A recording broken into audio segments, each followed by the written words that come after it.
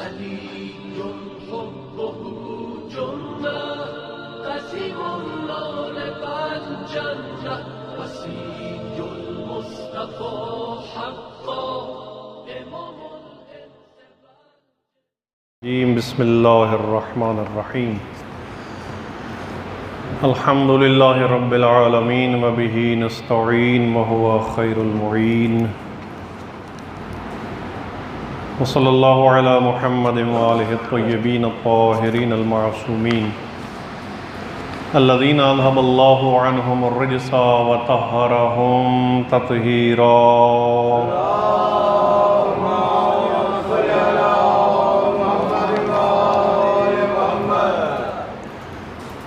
اما بعد فقد قال اللہ سبحانہ وتعالی فی کتابہ المبین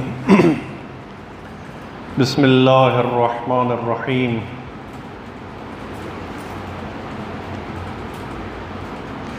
ولا تصعر خدک للناس ولا تمش فی الارض مرحا ان اللہ لا يحب كل مختال فخور وقال فی مقام آخر قال فاهبط منها فما يكون لك أن تتكبر فيها فاخرج إنك من الصاغرين صدق الله العلي العظيم صلوات بر محمد وآل محمد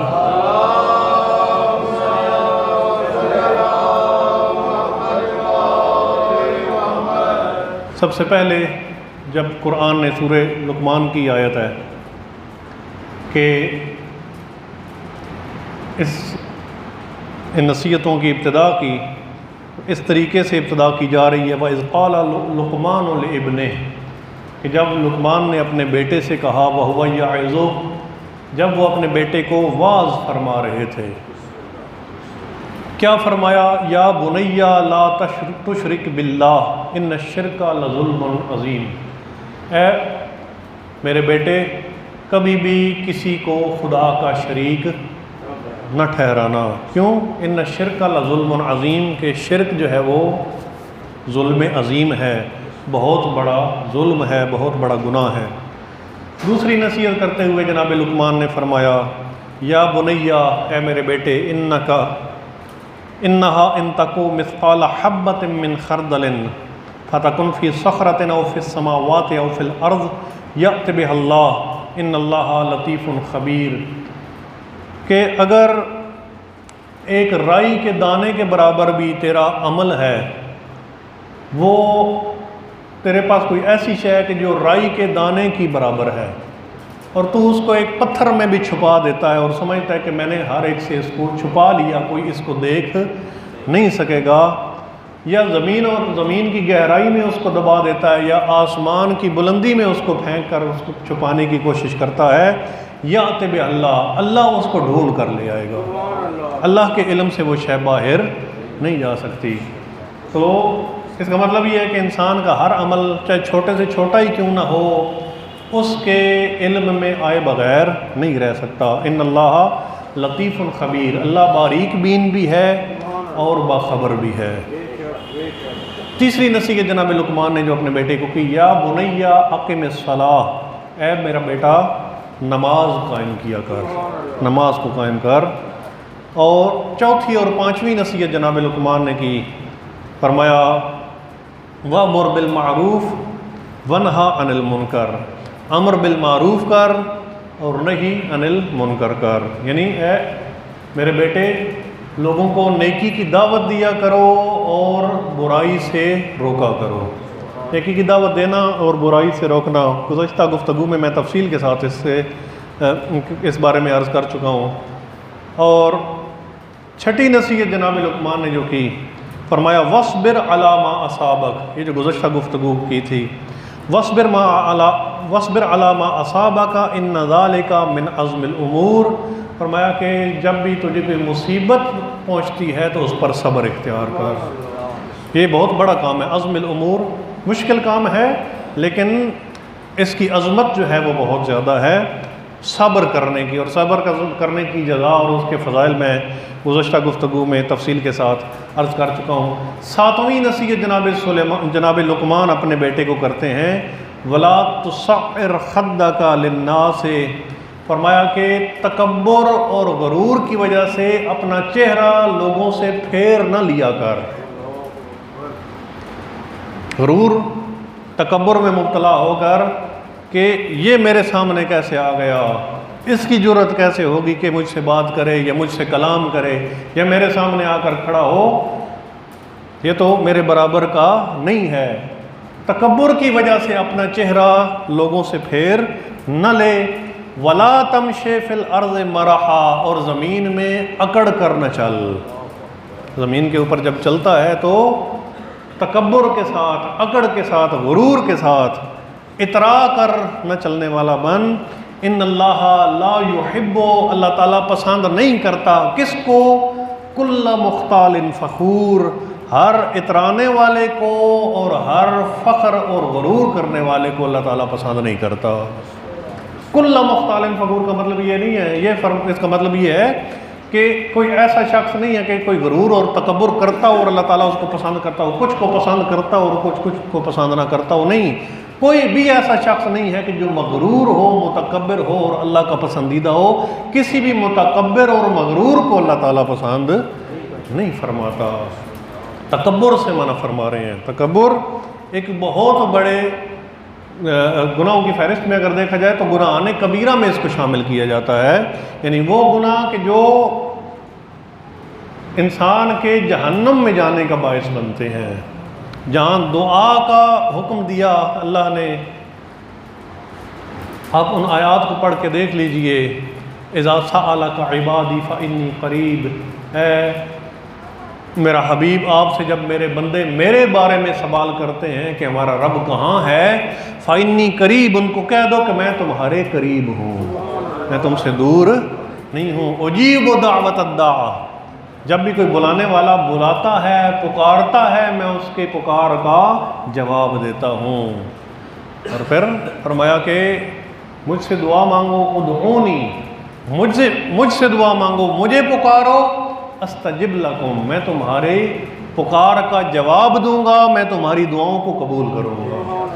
اور اس کے بعد جو آیت ہے اس کے بارے میں، یہ تکبر کے بارے میں فرمایا، ان الذین یستکبرون عن عبادتی، وہ لوگ کہ جو تکبر کی وجہ سے میری عبادت نہیں کرتے، اور یہاں عبادت سے مراد اس دعا کو قرار دیا گیا ہے، یعنی کہتے ہیں کہ ہمارے پاس ہر شے موجود ہے، ہمیں اللہ سے مانگنے کی ضرورت نہیں ہے۔ فرمایا وہ لوگ کہ جو تکبر کی وجہ سے عبادت نہیں کرتے، سیدخلون جہنم داخرین، وہ ان قریب ذلیل و خوار ہو کر جہنم میں داخل ہوں گے۔ جو تکبر کی وجہ سے عبادت نہیں، تکبر ان گناہوں میں شامل کیا گیا ہے کہ جو گناہان کبیرہ ہیں۔ گناہان کبیرہ کی تعریف یہ ہے کہ جو گناہ انسان کے جہنم میں داخل ہونے کا سبب بنتے ہیں، ان میں سے ایک گناہ تکبر ہے۔ قالا، جب تکبر کیا، اپنے آپ کو بہتر جانا آدم سے اور سجدے سے انکار کیا ابلیس نے، تو کیا فرمایا؟ قالا، فرمایا فاہبط منہا، جس مقام پر ہے یہاں سے اتر جا، تجھے تیری سیٹ سے برخاست اور معزول کر دیا گیا ہے۔ اور وہ سیٹ کیا تھی؟ بندہ ہونے کی، تو بندگی کرتا تھا میری، اس سے تجھے ہٹا دیا گیا ہے، معزول کر دیا گیا۔ اور دوسرا، یہ جو جنت میں تجھے جگہ ملی ہے، فرشتوں کے ساتھ تجھے مقام دیا گیا، اگرچہ ابلیس فرشتہ نہیں تھا، وہ جنوں میں سے تھا، جنات، قوم جنات سے تھا، لیکن اتنی عبادت کی کہ فرشتوں میں شامل کیا گیا اس کو۔ اور جب سجدے سے انکار کیا تو فرمایا، انکار اس وجہ سے نہیں کیا تھا کہ میرا دل نہیں چاہ رہا، کہتا ہے کہ انا خیر منہ، اے اللہ تو مجھے اس کو سجدہ کرنے کے لیے کہہ رہا ہے کہ جس سے میں بہتر ہوں۔ خلقتنی من نار و خلقتہ من طین، تو نے مجھے آگ سے بنایا اور اس کو مٹی سے بنایا، آگ مٹی سے بہتر ہوتی ہے تو میں اس کو کیسے سجدہ کروں؟ فرمایا قال فاہبط منہا، نکل جا میرے دربار سے، فما یکون لک ان تتکبر فیہا، تجھے کس نے حق دیا کہ تو تکبر کر؟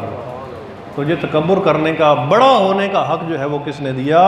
فخرج انک من الصاغرین، نکل جا بے شک تو پست اور ذلیل لوگوں میں شامل ہو گیا ہے، تو ذلیل و رسوا ہو گیا ہے۔ اور یہی فرماتے ہیں نہج البلاغہ میں امیر المومنین فرماتے ہیں فاعتبروا، عبرت حاصل کرو، سبق حاصل کرو، کس سے؟ بما کان من فعل اللہ بابلیس، یہ جو ابلیس کا واقعہ اللہ کے ساتھ ہے، اس سے عبرت اور سبق حاصل کرو۔ کیا؟ اذ احبط عملہ الطویل وجہدہ الجہید، کہ جب اس کے ایک انکار کی وجہ سے اللہ تعالیٰ نے اس کا طویل عمل اور لمبی جد و جہد کو ضائع کر دیا تھا۔ روایات میں، قرآن میں نہیں ہے لیکن روایات میں ملتا ہے کہ 6000 سال عبادت کی ہے۔ آپ اور میں تو چند رکعتیں نماز پڑھ لیں تو پھر ہم انتظار میں بیٹھ جاتے ہیں کہ ابھی وہی نازل ہوگی ہمارے اوپر۔ تو 6000 سال عبادت کرنے کے بعد ایک مرتبہ کہہ رہا ہے کہ یا اللہ یہ بات ماننے کے لیے تیار نہیں ہوں۔ ہم بھی 2-3 دن مسلسل نماز پڑھ لیتے، کہتے ہیں چلو 2-3 دن ہم چھٹی ملنی چاہیے تاکہ پھر جو ہے وہ دوبارہ سے گناہ جمع ہو جائیں، تاکہ نماز پڑھ کے باقی جو گناہ جمع ہوئے ان کو بھی ہم معاف کروا لیں۔ 6000 سال کی عبادت ایک طرف ہے، اور ایک مرتبہ کیا کر رہا ہے؟ تکبر کر رہا ہے۔ تکبر کرنے کے نتیجے میں اللہ تعالیٰ نے 6000 سال کی عبادت منہ پہ ماری، کہا کہ اس عبادت کی مجھے کوئی ضرورت نہیں تھی، تو نے میرے لیے عبادت کی ہے؟ نہیں، مجھے کوئی ضرورت نہیں ہے۔ سارا کا سارا اس کا عمل ضائع کر دیا۔ ان کبر ساعت واحدہ، ایک لمحے کے کبر اور غرور کی وجہ سے اللہ تعالیٰ نے اس کی جہد جہید اور عمل طویل ضائع کر دیا۔ فمن زاد بعد ابلیس یسلم علی اللہ بمثل معصیتہ، اب ابلیس کے بعد کون رہ جاتا ہے جو اس جیسی معصیت کر کے اللہ تعالیٰ کے عذاب سے محفوظ رہ سکتا ہے؟ یعنی انسان کو تکبر اگر آ گیا تو پھر اس کے زندگی کے عمل جو ہیں وہ ضائع ہو گئے۔ اور پھر فرمایا الکبر رضا اللہ، ایک حدیث قدسی بھی اس حوالے سے ملتی ہے، الکبریاء ردائی، یہ جو تکبر ہے، یہ جو کبریاء ہے، یہ جو بڑا ہونا ہے نا، بڑا ہونا، اپنے آپ کو بڑا سمجھنا، یہ میں اللہ کا لباس ہے۔ آپ کا کوئی لباس آپ کی اجازت کے بغیر پہننے کی کوشش کرے، آپ سے چھپ کے آپ پسند نہیں کرتے، تو اللہ کیا پسند کرے گا کہ اس کا لباس کوئی پہننے کی کوشش کرے؟ وہ لباس کوئی اس طرح کا لباس نہیں ہے۔ یہ یعنی ایک اصطلاح استعمال کی گئی ہے، یہ بلاغت کی ایک اصطلاح ہے کہ کبریاء، تکبر کسے زیب دیتا ہے؟ کہ جو اکبر ہے اس کو تکبر زیب دیتا ہے، اس کو کبریائی زیب دیتی ہے، اس کو بڑا ہونا زیب دیتا ہے۔ یہ میری رضا ہے، اور جو اس کو پہننے کی کوشش کرے گا میں اس کو ذلیل کر دوں گا، میں اس کو خوار کر دوں گا۔ الکبر رضا اللہ، جو یہ فرمایا تکبر، کبر اللہ کی رضا ہے۔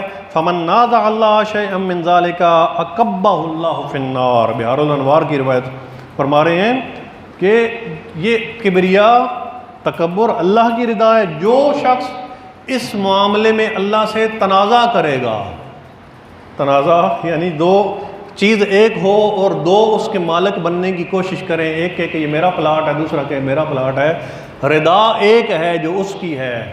اب جو اس کو کھینچنے کی کوشش کرے گا تو پھر اس کی ذات سے تو وہ بڑا نہیں ہو سکتا۔ فرمایا اکبہ اللہ فی النار، اللہ تعالیٰ اس کو جہنم میں اوندے منہ ڈال دے گا، یعنی منہ کے بل اس کو جہنم میں ڈالے گا۔ صلوات بھیجیں محمد و آل محمد۔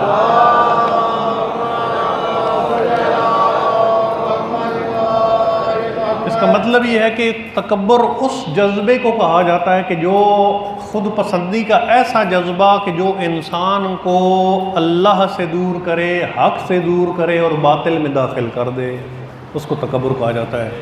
بعض اوقات کبھی ایسا جذبہ ہوتا ہے کہ جو انسان کے دل میں بہتری کا خیال آتا ہے کہ میں دوسروں سے بہتر ہوں، لیکن اس کا وہ بہتری کا خیال اس کے دل کو گمراہ نہ کرے، اس کے دل کو حق سے خارج نہ کرے اور باطل میں داخل نہ کرے، تو وہ تکبر نہیں ہے۔ میں آپ کو چھوٹی سی مثال دیتا ہوں۔ پیغمبر اکرم صلی اللہ علیہ وآلہ وسلم ارشاد فرماتے ہیں،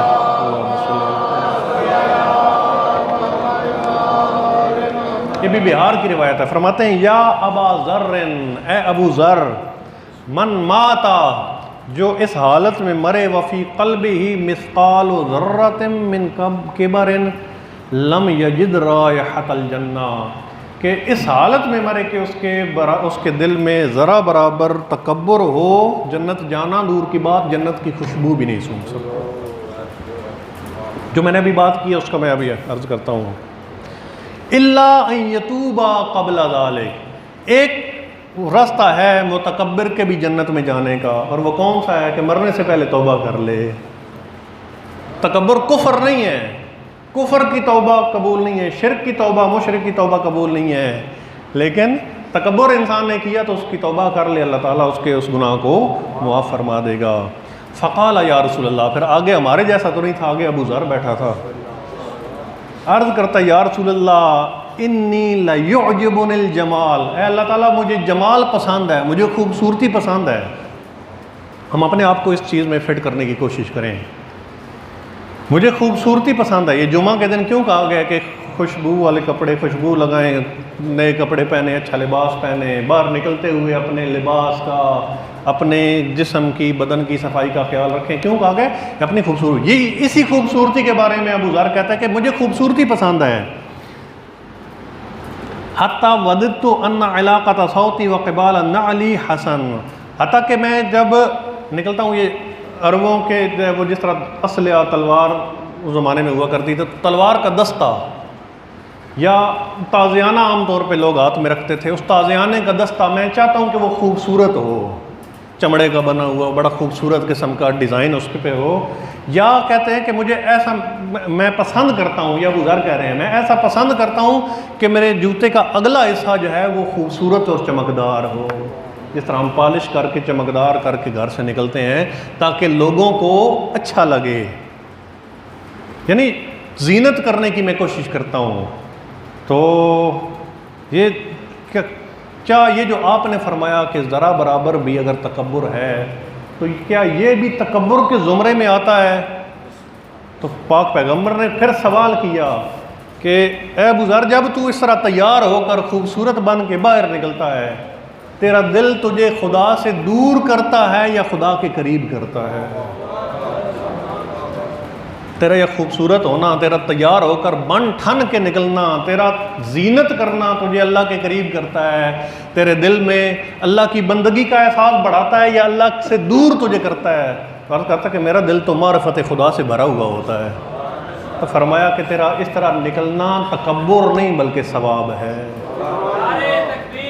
اللہ اکبر، یا رسول اللہ،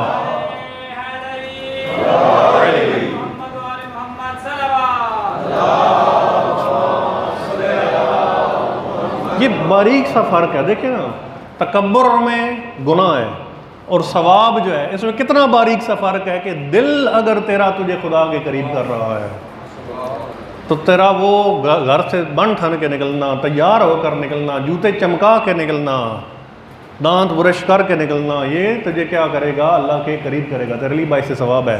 اور اگر تو اس وجہ سے کر رہا ہے کہ میرے جیسا لباس کسی کا نہ ہو، میرے جیسا جو ہے وہ چہرہ کسی کا نظر نہ آئے، اور میری جیسی خوشبو کسی نے نہ لگائی ہو، مم مثلی، کون مجھ جیسا ہے، تو یہ اگر اپنی جانب متوجہ کر رہا ہے اور اپنی خود پسندی کا شکار کر رہا ہے تجھے، تو پھر وہ تکبر کے زمرے میں آئے گا۔ صلوات علی محمد و آل محمد۔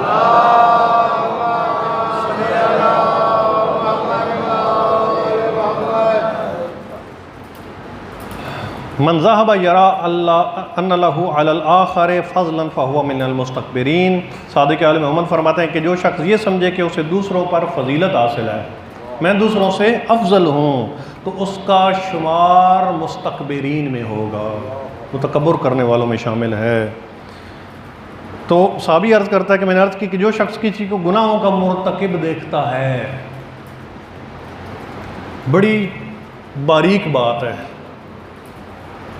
ہم کہتے ہیں کہ عام طور پہ کوئی معاملہ ہو نا، ہم اس طرح کے معاملات میں آتے رہتے ہیں، لوگ کہتے ہیں کہ اسی بھی بڑے گناہ گار ہو ساں، لیکن وہ جڑا گناہ پہ کردہ نا وہ وجہ گناہ اسی نہیں کیتا، یہ کہنا بھی تکبر کے زمرے میں آتا ہے، جس کو ہم نیکی سمجھ کے کہہ رہے ہوتے ہیں۔ میں نے گزشتہ مجلس میں، گزشتہ جمعے میں جو مجلس تھی نا، اس میں عرض کیا تھا کہ انسان دوسرے کے گناہ کو تو شمار کر رہا ہوتا ہے کہ وہ ایسے ہو گیا، وہ اس پکڑ میں آ گیا، اس کے اوپر یہ ہو گیا، اس کے اوپر یہ ہو گیا، اور اس کا یہ راز فاش ہو گیا۔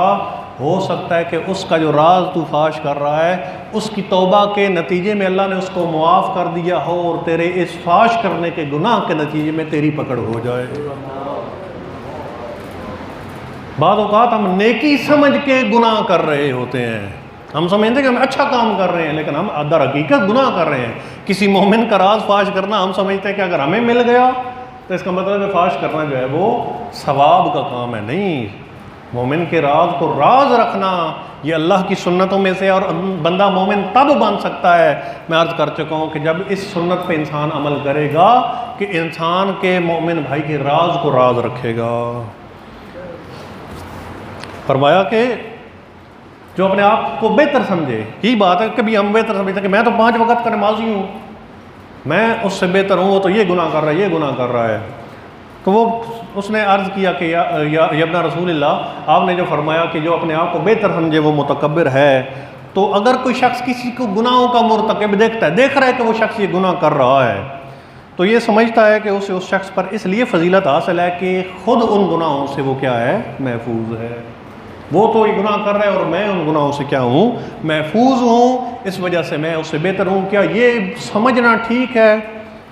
تو امام نے فرمایا نہیں، ایسی بات ہرگز نہیں ہے، تمہیں پھر بھی اپنے آپ کو اس سے بہتر سمجھنے کا حق حاصل نہیں ہے، کیونکہ ہو سکتا ہے کہ اس شخص کے گناہ اللہ نے بخش دیے ہوں اور تم سے اپنے گناہوں کا محاسبہ کیا جائے۔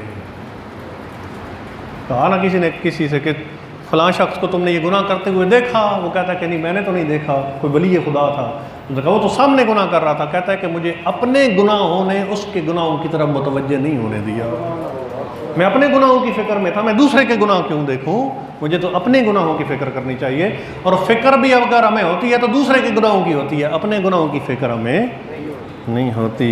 کیا تم نے حضرت موسیٰ کے زمانے کے جادوگروں کا قصہ نہیں سنا؟ صادق آل محمد فرما رہے ہیں کہ جو صبح آئے تھے تو جادوگر تھے، کافر تھے، فرعونی تھے، فرعون کے عبادت کرنے والے تھے، اس کی قوم میں سے تھے، اور جب وہ انہوں نے اپنا کرتب دکھایا، وہ رسیاں پھینکیں جو دھوپ کی وجہ سے ایسے لوٹتی نظر آ رہی تھیں، اور اللہ کے حکم سے جب القِ عصا، اے موسیٰ اپنا عصا پھینک دو، جب عصا پھینکا فَإِذَا هِيَ ثُعْبَانٌ مُبِينٌ، وہ بہت بڑا اژدہا بن گیا، نہ صرف اژدہا بن گیا بلکہ ان رسیوں کو نگل گیا۔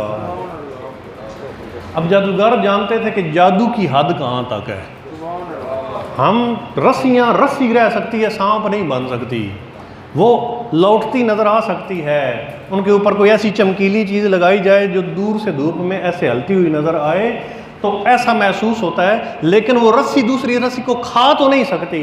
یہ جو موسیٰ نے دکھایا ہے یہ جادو نہیں ہے، یہ معجزہ ہے۔ معجزہ ہوتا تو وہ ہلتا ہوا نظر آتا، ہماری رسیوں کو نگل نہ جاتا۔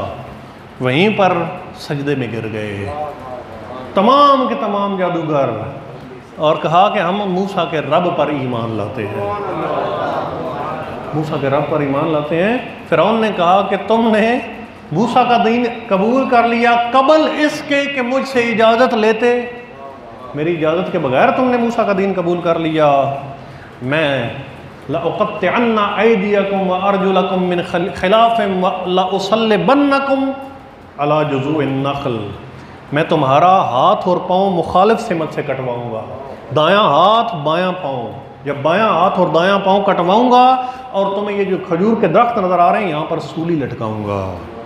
اتنی سخت سزا سن کر جادوگروں کی نصیب دیکھیں نا، آئے ہیں دشمن خدا بن کر، اور جب محفل عروج پہ پہنچی ہے تو سجدے میں گر گئے ہیں، اور جب سزائے موت سنائی جا رہی ہے تو کیا کہتے ہیں، اِنَّا إِلَىٰ رَبِّنَا مُنْقَلِبُونَ، اے فرعون تو جو کچھ کرنا چاہتا ہے کر لے، زیادہ سے زیادہ مار دے گا نا، یہ موت ہمارے اور جنت کے درمیان رکاوٹ ہے۔ جب انسان کے آنکھوں کے سامنے سے پردے ہٹ جاتے ہیں نا تو پھر وہ اس کے لیے موت اور زندگی کا معاملہ ہی ختم ہو جاتا ہے، جس طرح اصحاب حسین کا معاملہ شب عاشور کو ختم ہو چکا تھا، خوف موت کا ختم ہو چکا تھا۔ جب انسان کے سامنے سے پردے ہٹ جاتے ہیں، ہم اپنے رب کی طرف راغب ہونے والے ہیں۔ محفل لگی تو دشمن خدا تھے، محفل برخاست ہوئی تو اولیاء اللہ بن چکے تھے، تو وقت نہیں لگتا کسی دشمن خدا کو ولی خدا بننے میں۔ عجبت لابن آدم، مجھے تعجب ہوتا ہے ابن آدم پر۔ امیر المومنین نہج البلاغہ میں فرما رہے ہیں مال ابن آدم والفخر، ابن آدم کا فخر کے ساتھ کیا تعلق، تکبر کے ساتھ کیا تعلق، غرور کے ساتھ کیا تعلق۔ فرمایا اولہ نطفہ، اپنی ابتدا دیکھ، تیری ابتدا ایک نجس قطرہ ہے، وآخرہ جیفا، تیری انتہا ایک مردار ہے، جس کو ہاتھ لگانے پر فقط ہاتھ نجس نہیں ہوتا، غسل مس میت واجب ہو جاتا ہے۔ ابتدا بھی نجس، انتہا بھی نجس، اور درمیان میں کیا بنا پھرتا ہے؟ چودھری اور خان بنا پھرتا ہے۔ اس بارے میں بھی امیر المومنین فرماتے ہیں وَهُوَ قَائِمٌ بَيْنَهُمَا وِعَاءٌ لِلْغَائِطِ، درمیان کا جو زمانہ ہے اس کا پیٹ نجاست کا برتن بنا رہتا ہے، پیٹ میں نجاست بھری رہتی ہے۔ پیٹ کیا کہتا ہے انسان کو؟ خالی ہو تو کہتا ہے کہ مجھے بھر ورنہ تجھے رسوا کر دوں گا، اور جب پیٹ بھرا ہوتا ہے تو کہتا ہے کہ مجھے خالی کر ورنہ تجھے رسوا کر دوں گا۔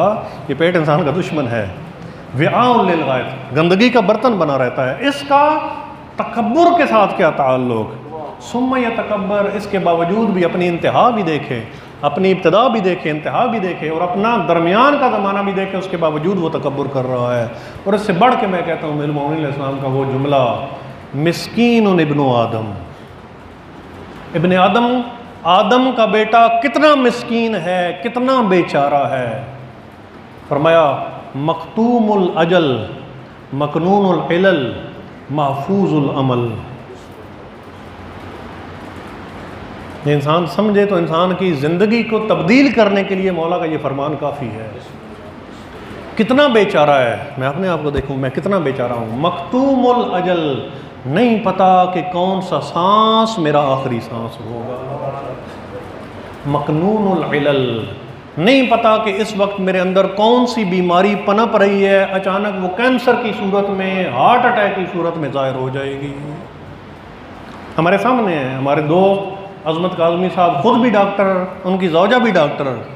ہم کہتے ہیں کہ تھوڑا سا کچھ سیاںا بندہ ہو تو بیماری سمجھ جاتا ہے، دونوں میاں بیوی ڈاکٹر ہیں۔ بڑی آنت کا کینسر ہو گیا، علاج کروا کے شفا سے کینسر جب آخری سٹیج پہ پہنچا تب پتہ چلا کہ اس مرحوم کو کینسر ہے۔ مکنون العلل، ہماری بیماریاں ہم سے پوشیدہ ہیں، ہمیں معلوم ہی نہیں ہے کہ ہم بیمار ہیں یا نہیں ہیں۔ ظاہراً ہم دیکھتے ہیں کہ ہم ٹھیک ہیں۔ اے ابن آدم کتنا بیچارہ ہے، نہ تجھے اپنی زندگی کے آخری سانس کا پتہ، نہ تجھے اپنی بیماریوں کی اطلاع کہ تو تیرے اندر بیماری ہے۔ محفوظ العمل، اس سے بڑی بیچارگی کیا ہوگی؟ تیرا عمل یہاں ہوتا ہے وہاں پر ریکارڈ ہو جاتا ہے، ہر وقت تیری سرویلنس جاری ہے، ہر وقت تیرے اوپر ریکارڈنگ جاری ہے۔ تعلمہ البقا، اپنے آپ کو طاقتور سمجھنے والا جب مچھر کاٹے تو چیخ اٹھتا ہے، درد سے بلبلا اٹھتا ہے۔ تنطقہ العرقا، مہنگی خوشبوئیں لگانے والا جب نہا دھو کر مہنگی خوشبو لگا کر باہر نکلتا ہے اور پسینہ آتا ہے، وہ پسینہ تیرے بدن میں بدبو پیدا کر دیتا ہے۔ تو اپنے آپ کو کہاں متکبر سمجھ رہا ہے؟ تقتلہ الشرکا، ایک اتھرو جس کو کہتے ہیں، وہ تجھے لگتا ہے اور وہ تجھے مار دیتا ہے، اس کی وجہ سے تیری موت واقع ہو جاتی ہے۔ تجھ سے بڑا بھی کوئی بیچارہ اور تجھ سے بڑا بھی کوئی کمزور اور مسکین ہے نہیں، سب سے بڑا مسکین اے ابن آدم تو ہے۔ صلوات بھیج محمد و آل محمد۔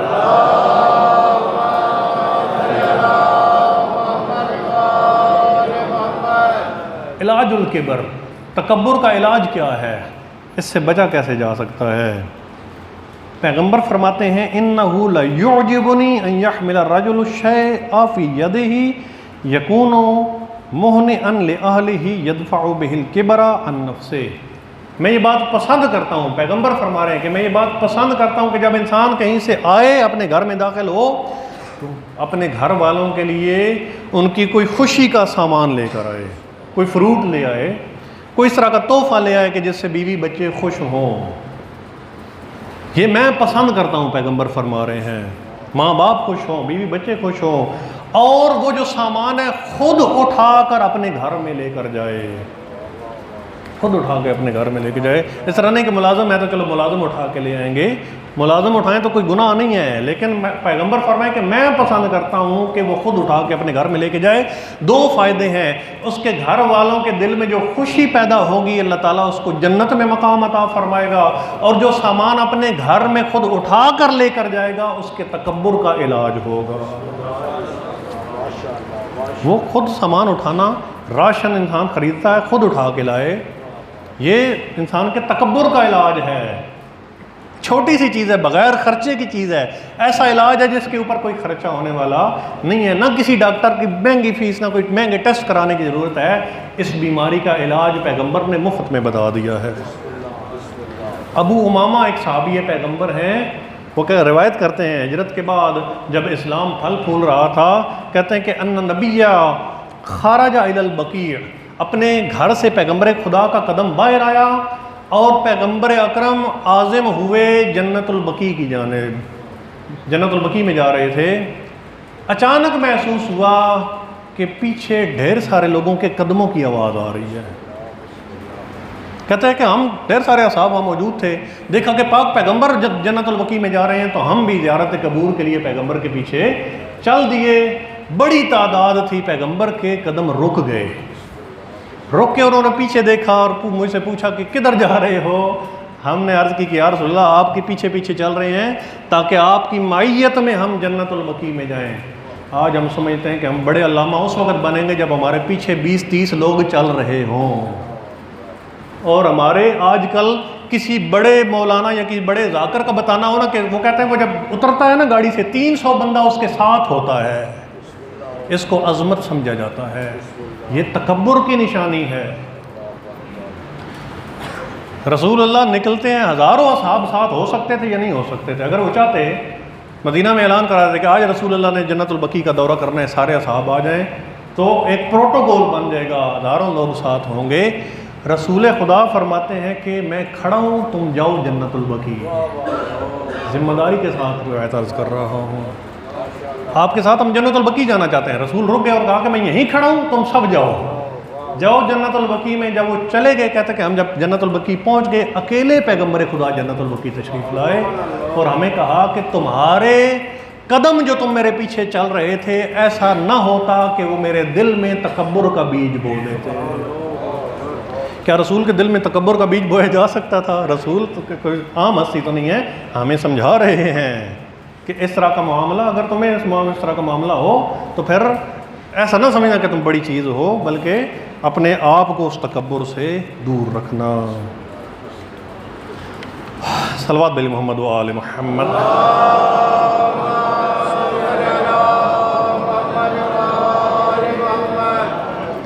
لا ينبغي لمن عرف عظمت اللہ، امام حسن مجتبیٰ علیہ السلام فرماتے ہیں جو شخص عظمت الہی کو جانتا ہے، جو عظمت الہی کو جانتا ہے اور دیکھتا ہے کہ وہ کتنا عظیم ہے کہ جس کو میں اپنا پروردگار مان رہا ہوں، اس شخص کو یہ زیب نہیں دیتا کہ تکبر اختیار کرے، کیونکہ جب وہ اس کی معرفت ہو جائے نا انسان کو تو پھر وہ اپنے آپ کو بڑا نہیں سمجھتا، کیونکہ عظمت پروردگار کے جاننے والوں کی سربلندی اسی بات میں ہے کہ وہ اس کے سامنے تواضع اختیار کریں۔ اس کے سامنے تواضع اختیار کرنا ہی تو سب سے بڑی عزت ہے۔ انسان کہتا ہے نا عزت کے پیچھے، اس کے سامنے جھک جانا ہی جو ہے وہ سب سے بڑی عزت ہے، اور سب سے بڑی جو ہے وہ انسان کی عظمت بڑھانے والی بات یہ ہے کہ اس کے سامنے عاجزی کے ساتھ انسان جھک جائے۔ نرم زمین جو ہے اس کے اندر ہمیشہ کھیتی اگتی ہے، امام فرما رہے ہیں ہمیشہ کھیتی جو ہے وہ نرم زمین میں اگتی ہے، چٹیل پہاڑوں یا چٹانوں کے اوپر کبھی بھی کوئی کھیتی نہیں اگتی۔ اسی طرح حکمت اور دانائی اور علم و معرفت بھی متواضع اور نرم دلوں کے اندر پیدا ہوتی ہے۔ متکبر، غرور اور تکبر سے بھرے ہوئے دل جو ہے وہ علم سے اور حکمت سے خالی ہوا کرتے ہیں، کیونکہ اللہ تعالیٰ نے انکساری کو عقل کا اعلیٰ قرار دیا ہے، غرور و نخوت کو جہالت کا اعلیٰ قرار دیا ہے۔ اور پھر امام فرماتے ہیں، مثال دے رہے ہیں کہ تم نہیں دیکھتے کہ جو شخص یہ چاہتا ہے کہ اس کا سر چھت سے اوپر چلا جائے، چھت نیچی ہے، انسان بیٹھا ہوا ہے اور اپنا سر جو ہے وہ چھت سے اوپر اور نیچے سے سر چھت میں مارے، چھت نہیں پھٹے گا، اس کا سر پھٹ جائے گا۔ اس کا سر جو ہے وہ بلند کرنے کے جو ہے وہ نتیجے میں اس کو نقصان ہوگا، چھت کو کوئی نقصان نہیں ہوگا۔ لیکن اگر انسان یہ چاہتا ہے کہ اس چھت کے سائے میں رہے تو اپنا سر جھکا کے رکھے گا، وہ چھت اس کو فائدہ دے گا۔ چھت اس کو نقصان بھی دے سکتا ہے، چھت اس کو فائدہ، اور نقصان کس صورت میں؟ اکڑ کی صورت میں۔ فائدہ کی صورت میں ہے سر جھکانے۔ یہ میری مثال نہیں ہے، امام کی مثال ہے۔ تو اسی طرح جو ہے وہ غرور اور تکبر انسان کو نقصان دینے والے ہیں۔ ساتویں نصیحت کے جو جناب لقمان علیہ السلام نے اپنے بیٹے کو کی کہ لوگوں کو دیکھ کر اپنا چہرہ تکبر کی وجہ سے نہ پھیر لیا کر اور زمین پر اکڑ کر نہ چل، کیونکہ اللہ تعالیٰ کو تکبر کرنے والے پسند نہیں ہیں۔ ہر وہ شخص کے جو تکبر کرتا ہے، ہر وہ شخص کے جو زمین پر اطراء کر چلتا ہے، اللہ تعالیٰ اس کو ناپسند کرتا ہے۔ اللہ تعالیٰ سے دعا ہے کہ بحق محمد و آل محمد ہم سب کو تعلیمات قرآن اور سیرت اہل بیت علیہم السلام پر عمل پیرا ہونے کی توفیق عطا فرمائے۔